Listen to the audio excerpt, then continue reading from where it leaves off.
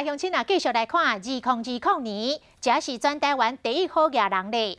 美国富比士杂志来公布着台湾富豪排行榜，这鼎新集团魏应洲四兄弟啊，以2156亿摕到冠军。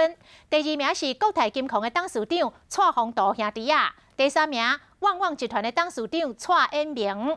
啊，互人意外是，以往拢排伫第一个鸿海集团的创办人郭台铭，这个是落落第4名。以台湾首富的话，你会想到谁？郭台铭，就郭台铭吧。讲到台湾上好嘅人，大家拢讲是鸿海集团的创办人郭台铭，要不其实这个答案。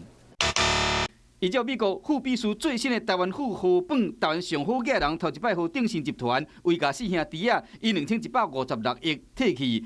第二名是2126亿的国泰金控的蔡家，2096亿的旺旺集团的董事长蔡衍明是排第3名，过党也敢若摕到第4名，这一切拢是为2019年这日天开始。妈祖叫我爱出来。郭台铭的财产受到鸿海股票的影响，伊宣布参选了后，鸿海股票的绩效是大起大落。鼎新集团甲蔡衍明集团、国泰金控去年拢总有赚钱。